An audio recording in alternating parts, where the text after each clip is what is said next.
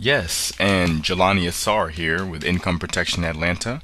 First things first, go to incomeprotectionatlanta.com. Right now, just open up a new tab or a new browser in Firefox or whatever your browser may be.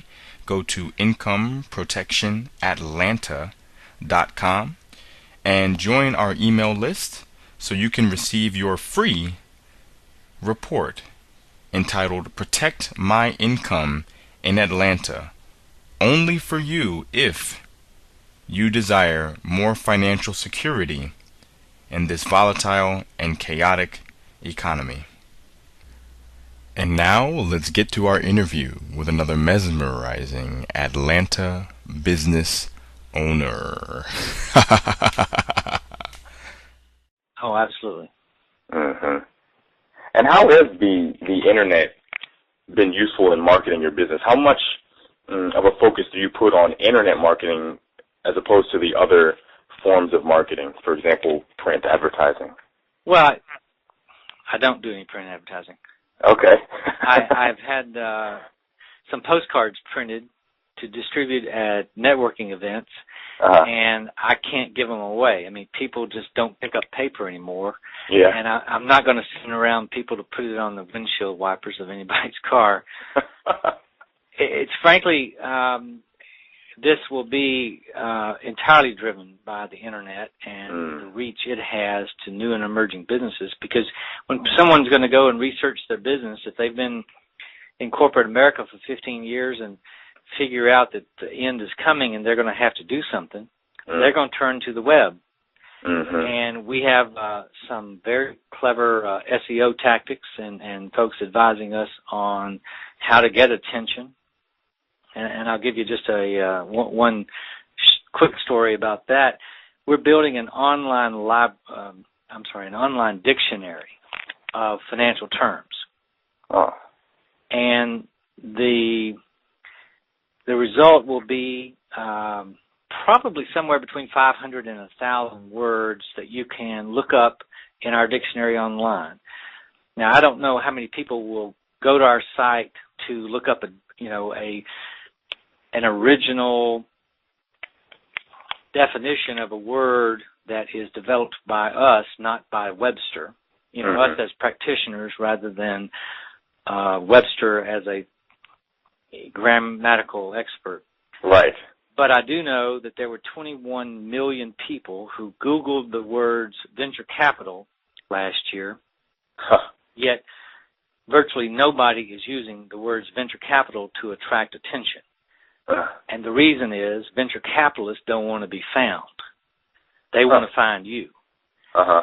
So if we use these terms and we publish a separate page for each one of these terms and their definition, we will draw an incredible amount of Google traffic. Right.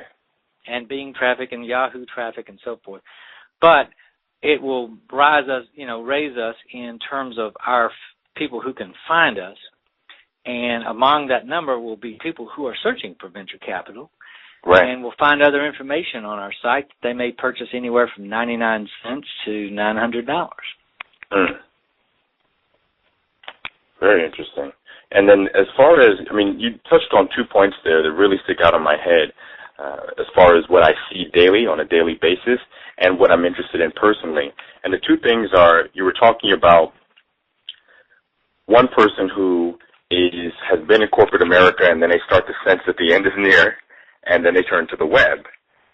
And again, going into the focus that you're putting on internet marketing. And my question is, considering your 30-plus years of experience in business, what have you been seeing as far as the use of the internet, and what do you foresee as far as the use of the internet related to your opinions about what's going on with the American economy and the global economy right now? That question was answered in 2006, and unfortunately, I didn't read the book until 2010.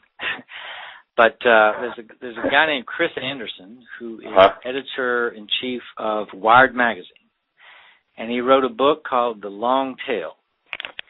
And when I was in my venture capital days, it happened to be in technology investments back in the mid-'80s. And to call that technology now, from what we know today, is a bit of a stretch. But I was kind of shocked and puzzled when IBM announced they were going to come out with a 20-meg hard drive, because I couldn't fathom, why do people need that much memory? You got, there's, what doesn't have 20 megs right now? Your grandmother can remember 20 megs. But Chris Anderson really explains the long tail, which is the whole retail concept behind Amazon.com. Mm-hmm. And talks about how eBay changed the world of retail. eBay, that was started on a coffee table in someone's living room, had the same amount of annual revenue pass through it that year that Walmart had. Jeez. Yet eBay had no 75,000 square foot store. Right. Nobody in a blue vest. It had, a smidgen of the number of employees. Mm. So that's where the web becomes important. What my personal testimony is, beyond that education that I got by reading his book, which I highly recommend. But I wrote the first book that I have published was in 1996, and even 10 years before that, in the 80s, I was a political candidate when I was too young to really hold office. Huh. And those experiences were things that ignited a lot of media experience, where I have been interviewed, dozens of times about business topics, about different community issues and things I was involved in. So I'm no stranger to being interviewed. Mm-hmm. In 2011, we launched the SBFI website in late 2010, and I had a big conference about finance in March of 2011. I have been found by more writers and publications looking for information about small business financing and entrepreneurship in this year than I have in probably the last 5 years. And in 3 of the last 5 years, I was a bank president that was getting called constantly for interviews. And to me, they found me because they were looking for the topic. They Googled right. business finance, small business finance, entrepreneurship, and I pop up on their screen. Mm. So the internet has been integral in your explosion as an authority. Well, absolutely, and that's with a site that's not even really finished yet. And it's a beautiful website, by the way. Go to sbfi.org right now and check out this website. It is beautiful. Very, very clean. Well, thank you. Also, bookmark it and check it back in 3 or 4 weeks, because we're rolling out several new pages. It's hidden right now, but there's some great changes coming along that are going to make it more navigable and more information coming. Because, like anything, and this is a second book by Chris Anderson, but it's called Free. We're going to be providing a lot of free information online that visitors can access to about finance. And this is not just fluff that we've copied and pasted from somewhere else, but it's all original content. I told you about the dictionary. Yeah. We're also going to do a question and answer column. And that will be an ongoing project where we hope to aggregate some 5,000 to 6,000 questions and answers about all aspects of finance: angel financing, venture capital, SBA loans, B&I loans, microloans, conventional bank loans, real estate financing, working capital financing, where you can go in there and ask a question, and if we've got the answer already posted, it pops up to you for free. And that answer is certified by me.